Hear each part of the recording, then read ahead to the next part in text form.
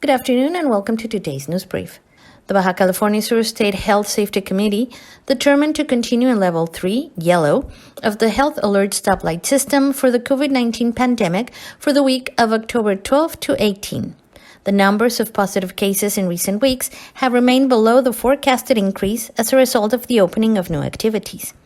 Today's press conference was led by Heriberto Soto Haro, Director of Health Services for Baja California Sur, who reported 10,698 accumulated cases of COVID-19 since March, of which 9,519 have recovered, with 627 patients still active, and 552 deaths to date.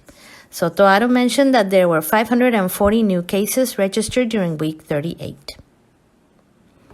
Several owners and proxies of bars and nightclubs in Los Cabos held a demonstration earlier this week demanding they be allowed to reopen their establishments at Level 3 of the Health Alert Stoplight System for the COVID-19 pandemic in the state of Baja California Sur, to which the health authorities said no. Nevertheless, several business owners who have been affected by the COVID-19 pandemic were under the impression that through various channels and certifications, they would get to open. In regard to the independent groups that defend this effort to reopen bars and nightclubs, the president of the Los Cabos Entrepreneurial Association, Amigos de Cabo San Lucas, Tinoco Balderas, expressed regret about the people who are promoting ways that promise will make it possible to open these establishments before the stoplight system is in green. Tinoco said that he knows it's been hard for business owners having to wait to open.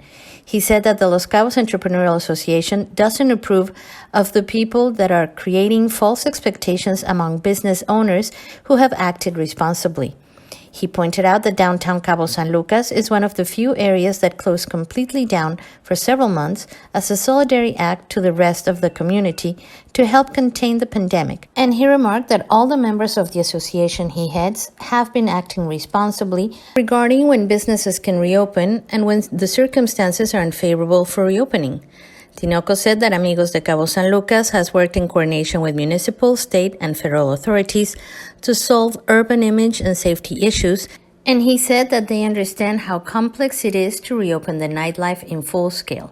However, he said that acting responsibly and analyzing a way to reopen gradually, respecting the rules established to manage the risks that COVID presents, things have been working well.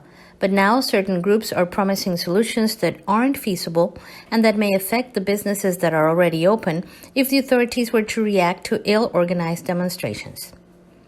That is all that I have for you today. Have a great weekend, and remember to tune in this Sunday at 6 p.m. for another edition of Cabo Mil News and Community Update with special guest Fernando Landeros, Director and Founder of Teleton Foundation.